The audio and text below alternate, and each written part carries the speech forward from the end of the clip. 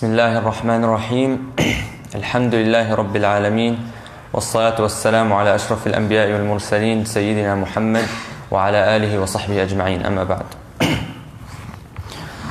So a couple of halaqas ago we spoke about one of the great Imams of this ummah. Can anyone tell me his name? Imam Malik. Before. Not today, before. Imam Abu Hanifa. Okay?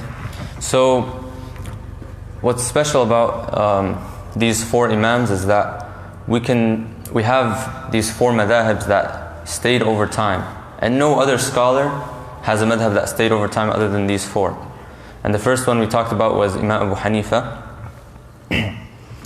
And Imam Abu Hanifa and this Imam we're going to talk about today are from the three generations that the Prophet ﷺ mentioned, where he said, خَيْرُ النَّاسِ قَرْنِي ثُمَّ الَّذِينَ يَلُونَهُمْ ثُمَّ الَّذِينَ يَلُونَهُمْ.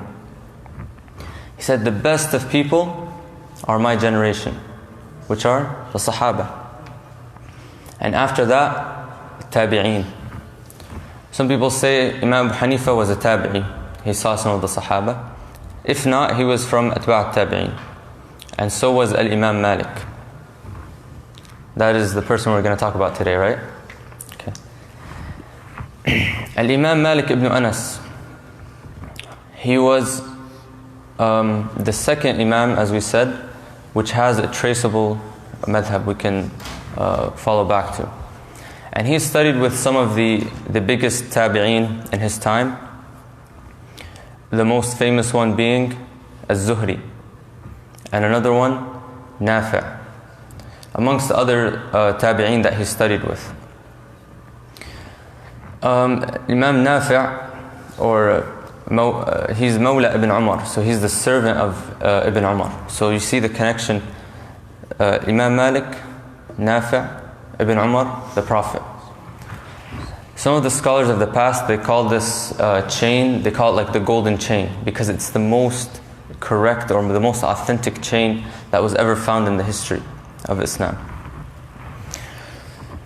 So that was one of the one of the teachers of Imam Malik. And Imam Malik he had many students that later on dispersed in the land and spread his madhab, among them being Abdurrahman ibn al-Qasim, Ashhab, Suhnun, Abdullah ibn Wahab, all these people later on, and Shafi'i was one of his students as well. All of these, they later on spread his madhab in the land. So, the most thing that Imam Malik is known for, the most book you could say he's known for, is Al-Muwatta. Muwatta Imam Malik is basically a collection of ahadith that he collected over his lifetime, and Athar al-Sahaba, which are some of the narrations that are mentioned by the Sahaba, and some of his own input, where it will say like Qala Malik, he said this and that, his interpretation of these things. The Muwatta, it's not only one narration. The books I have here actually, they represent two different narrations that are available of the Muwatta, among many others that are not even printed. I've even heard that his own daughter had a version of the Muwatta. So there's so many versions of the Muwatta. The first one that is over here, it's available and it's they printed it, is actually a version that was narrated to us from a student of Abu Hanifa. His name is Muhammad bin Hassan al-Shaybani. So first he studied with Abu Hanifa, and the difference in time isn't too much between the two. Even some have said that Imam Malik met Abu Hanifa, although we're not completely sure of that. They say that they even met each other. But we know for sure that the student of Abu Hanifa met Imam Malik. And he actually sat down enough with him to learn the Muwatta and all of that.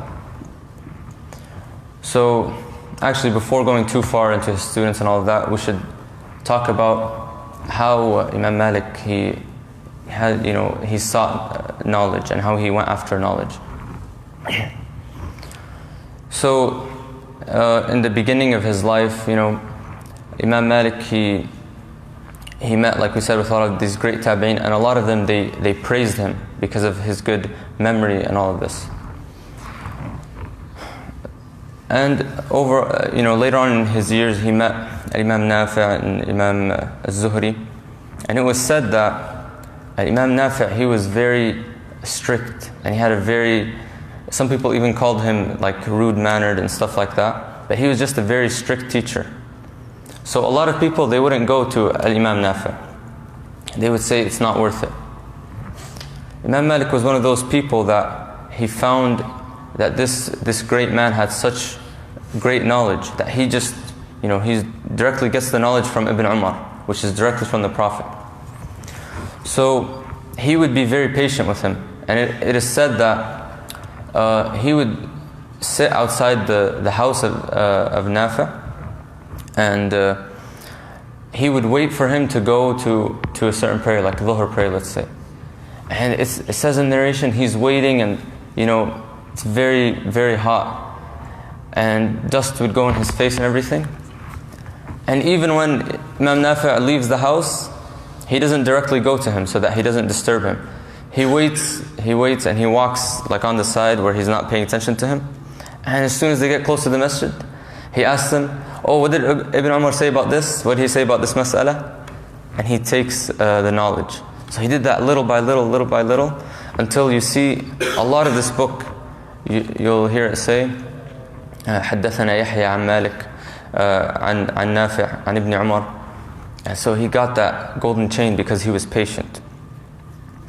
And he had a very interesting saying about seeking knowledge, that a lot of people, they might understand seeking knowledge maybe a little differently than how these Salaf understood it. He said, طلبت العلم لنفسي وكذلك كان الناس.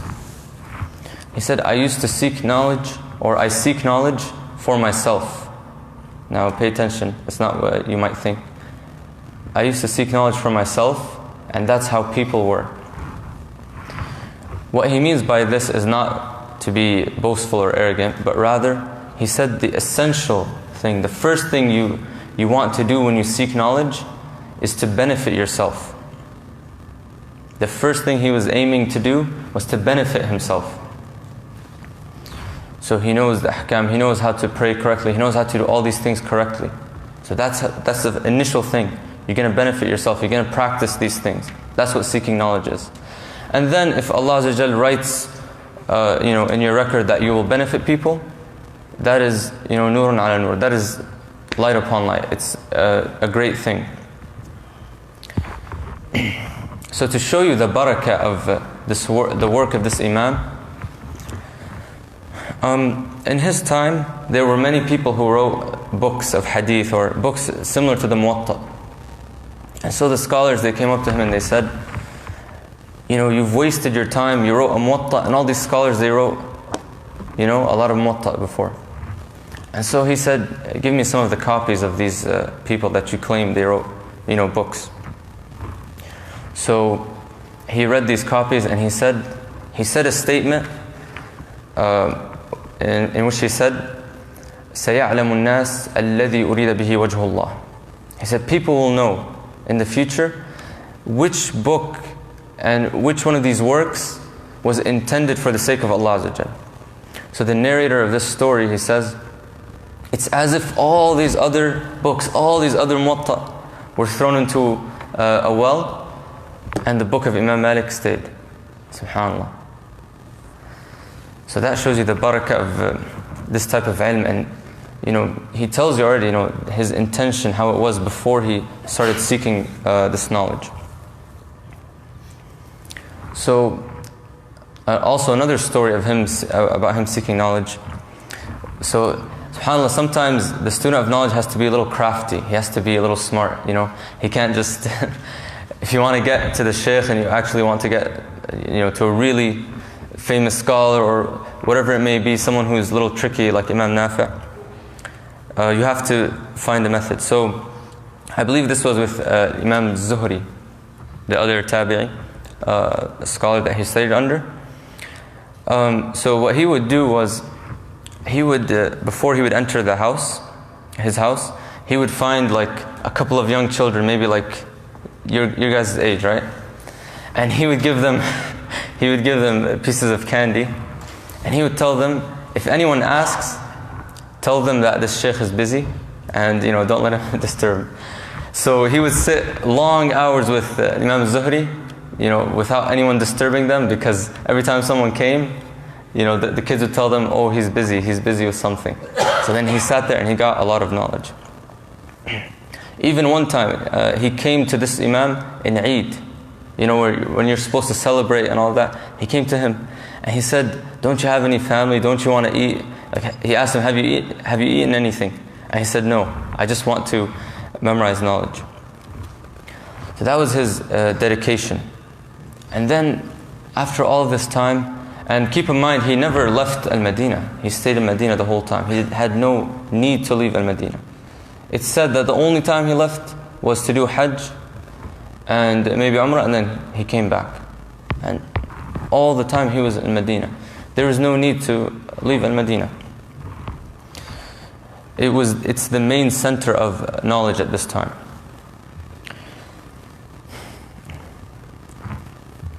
So after all this seeking knowledge and doing all of what he did, he reached a status that was so high. Like he said, I did not give fatwa until 70 scholars, like big scholars, testified and told me that I should give fatwa. In another narration or in another story says, they ordered me to sit down and give fatwa. They ordered me because of how qualified he was after that certain point. So what's interesting also about Imam Malik was that he was the only scholar, we would say, out of the four, that there was no one disputed the fact that he was a muhaddith and a faqih. With Abu Hanifa, of course everyone says he knew hadith, but they don't say, some people don't say, some people, they will say he's a muhaddith, but some people don't say he's a muhaddith, but they say for sure he was a faqih. The same thing with Imam al-Shafi'i. They said, yeah, he has a madhab, he's a faqih and everything, but some people said he's not really a muhaddith. With Imam Ahmad, everyone says he's a muhaddith, no doubt. But some people, they say he's not really a faqih. Of course, these are differences of opinion. Doesn't mean each one of them is right. But the point is, with Imam Malik, there was never any difference of opinion. Everyone says for sure he's a muhaddith, and 100% for sure he is a faqih. Also, in the realm of hadith, like there's something called ilm al-rijal, if people know about this. It's basically, in Islam, we have a chain for hadith, right? So we know exactly every person in this chain, correct? All the way back to the Prophet ﷺ. And I want you guys to think about this for a little bit. If there's only one person in the chain, of this chain of hadith, that was, maybe he didn't memorize so well, or he was unjust, in the sense that he might have done something that made him untrustworthy, okay? This hadith, it's not just da'if, it's mawdu', it's thrown away, just because of one weak link. So, with Imam Malik, he was so highly regarded with the muhaddithin that if he narrated from someone, then they would use that as the reason for him to be just. Rawa anhu Malik. That's all they needed. That's how highly they regarded him as a muhaddith.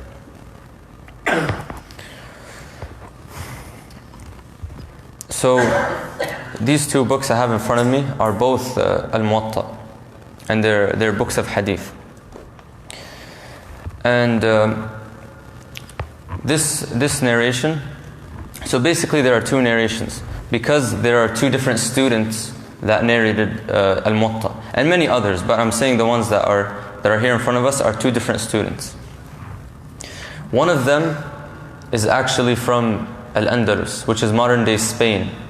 So imagine, came all the way from Spain just to hear from Imam Malik. And actually that brings me to a point also. There is a hadith that people mention, it's very common that people mention, and they say that this Imam is Imam Malik. So they say, يُوشِكُ النَّاسِ أَنْ يَضْرِبُوا أَكْبَادَ الْإِبِلِ فَلَا يَجِدُونَ عَالِمًا إِلَّا عَالِمَ أَهْلِ الْمَدِينَةِ. They say there's a hadith that Abu Hurairah narrated, and that is mentioned in Sunan al-Tirmidhi, and I believe in Nasa'i as well, where they say there will come a time, or it's about, yushiku, it's gonna come close, where people will hit the sides of the camel, like they're rushing towards this place, right? And they're looking everywhere, and they cannot find a scholar except the scholar of Medina. So, the ones that authenticated this hadith, like Imam Sufyan ibn Uyayna, which I believe was a student of Imam Malik as well, he said that this is Imam Malik. And if we look at it historically, that makes sense as well, because look at the time of the Sahaba. The Sahaba were plenty in Medina, and they were the most in Medina than any other place. They stayed there, most of them. So there was no single Sahabi that people would go to study from. It's more of like, they would learn from multiple Sahaba when they go to Medina. And the same concept with At-Tabi'een. You had like Al-Fuqaha Al-Sab'a, the 7 famous jurists, and you had other ulama that were there. But in the generation right after, which is the generation of Imam Malik, people would always, target Imam Malik, or try to, in a sense, target to learn from him, طبعا. So they would go to Medina just to learn from Imam Malik. And to kind of clarify this as well, there's a story where this person, it says he comes all the way from Al-Andalus, which is modern day Spain, right? And he's asking Imam Malik just one question. And he tells him, I don't know the answer. Imam Malik says, I don't know the answer. So he said, I left people in Spain saying that there's no one more knowledgeable than Imam Malik. Right? See, even in Andalus, they know he's the most knowledgeable at the time. Which is, And then, so he told him, then go back to these people and tell them that Al-Imam Malik does not know. He's not going to risk it, even if it's a small thing. Another time someone came to him and he asked him a question. And so Imam Malik did not answer as well. So he said, it's a very small thing, very small mas'ala. And he said, there's nothing small in the religion of Allah. There's nothing small in Islam. Because Allah Azza wa Jal says, إِنَّا سَنُلْقِي عَلَيْكَ قَوْلًا ثَقِيلًا. So everything in this religion is something that should be taken seriously. And this is the high regard that Imam Malik had for knowledge. And especially when he would sit for al-hadith. And he sits in a circle and he starts narrating al-hadith.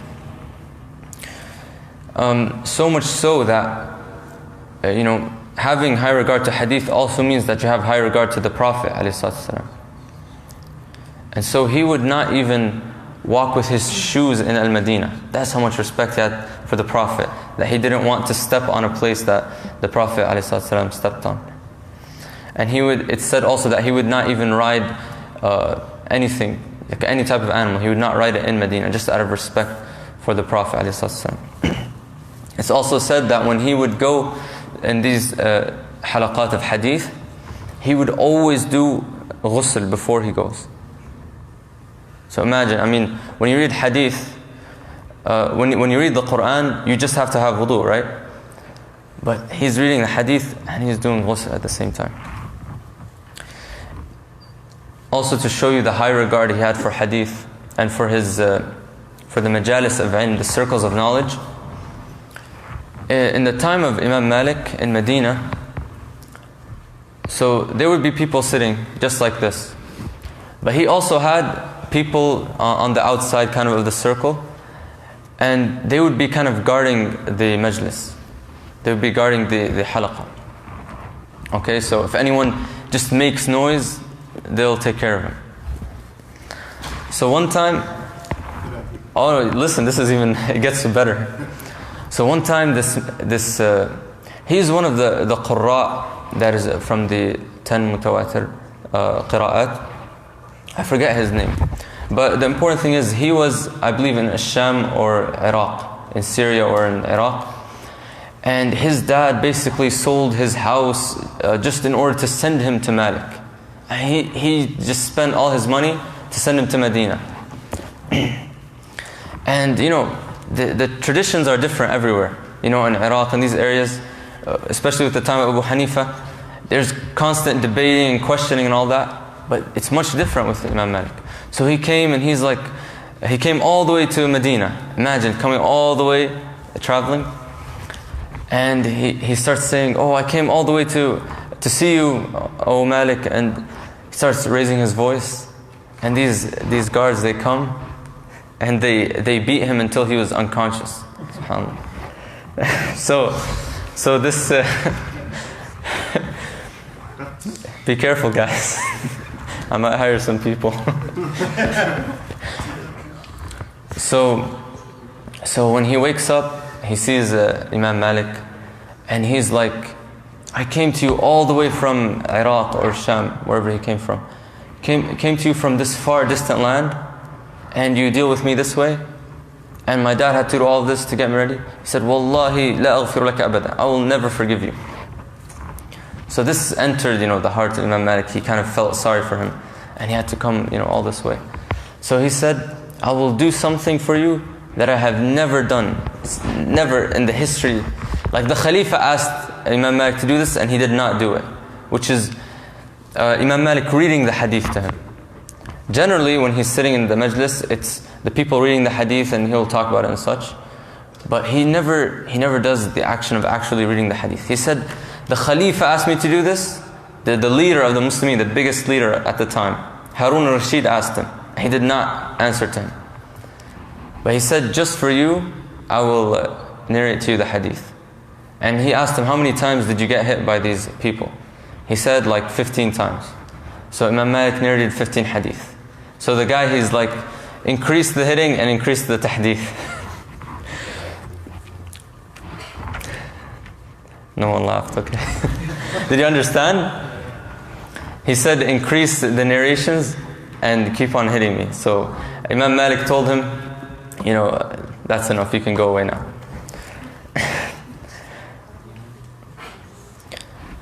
So,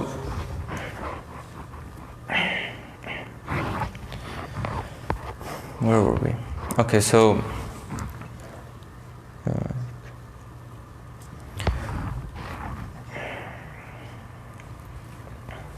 going back to Al-Muwatta. I brought these two to demonstrate to you how Al-Muwatta kind of is formatted. If you read any books of hadith, you'll see this same type of format where he'll mention the sanad, which is the chain that we mentioned, and then he'll tell you the hadith. And in this one, he'll tell you also some of what the Sahaba said, and sometimes it'll tell you his opinion. And so it's not really written by him, but it was heard by him. So it'll say like Qala Malik. You'll be like, why does it say Malik said if it's him writing the book? Rather, it's someone who came and he kind of memorized this whole Muwatta, and then they wrote it down, and then later on now they printed these Muwatta. And just a little more about this book. Imam Malik spent 40 years compiling these ahadith. 40 years. Imagine, he lived around 86 years. So that's basically half his life he spent with this book. And so basically the 40 years is not like, the 40 years was like him kind of refining the book, I would say. So he's, taking out some hadith or including some new ones that he thought were more authentic or that there's action upon it. And that's basically how it was. So this version that's over here is Riwayat Yahya ibn Yahya al-Laythi. And this, like we said, he came from Al-Andalus, from Qurtuba. Qurtuba, Andalus in general, they later on became Maliki. And the whole Maliki madhab was spread over there. And that was, as a result, it happened later. Because the students of Malik, when they resided somewhere, then the people naturally, they followed the madhab. When you read this book, it'll say, like, حدثني Yahya. But when you read it, the author is Yahya. So the truth is actually, it is the son of Yahya, which is Ubaydullah. So Ubaydullah ibn Yahya, حدثني Yahya عن, whoever, عن Malik, that he heard Malik say this, and that. Okay? As far as Imam Muhammad bin Hassan al-Shaybani, he met with Imam Malik, like we said, and he narrated the whole Muwatta. And an important part about the Imam Malik and his madhab to know is something called Amal Ahl Medina, which no other faqih, no other jurist used it as an evidence for fiqh except for Imam Malik. Okay? And to kind of give it an introduction, basically Amal Ahl Medina was the action of some people, not everyone in Medina, the action of some people in Medina who had knowledge and such, was used as an evidence in fiqh. But it was never used for any other place. Like you don't say Amal Ahl Iraq or Amal Ahl Sham. It's for no other place. And the reason Imam Malik chose this was actually, it's a very strong point that he had. And this was a reason for him to have a difference with another jurist, Al-Layth ibn Sa'd, and others. But Layth ibn Sa'd was in his time, so they kind of had more of a clash, in the sense that, a very intellectual clash. It's not like there was any, fighting. But basically, Amal Ahl Medina, it states that in the time, so after the Prophet ﷺ, most of the Sahaba stayed in Al-Madinah. And in the time of Umar, he did not allow any Sahaba to leave Al-Madinah. The only way is if they're going to go teach someone, and still they would come back, or if they're going to go get zakat and gather zakat, and then they would come back. But for the most part, Umar would not let any Sahabi leave Medina. When it came to the time of Uthman was, he's very kind, and he allowed people to leave in Medina. But still, the majority are still in Medina. You have the occasional Sahaba that are in other places, like Iraq. You had Abdullah bin Mas'ud, and you had later on Ali ibn Abi Talib radiallahu anhum. And then you had in Ash-Sham, you had Muawiyah, and you had Amr ibn al-As, or Abdullah ibn Amr ibn al-As, and Nu'man bin Bashir, I believe. And in other places, Ash-Sham, we just mentioned Ash-Sham. In Egypt, later on, some other Sahaba went there. So, but in general, most of the Sahaba stayed in Medina. So, he said, the action of some of these people, these are people that, like, they're so close to the time of the Prophet. You can't come and say, right now, the action of people of Medina, because it's been 1400 years. But for him, it was more of, like, he's atba' tabi'in, keep in mind, he's the third generation.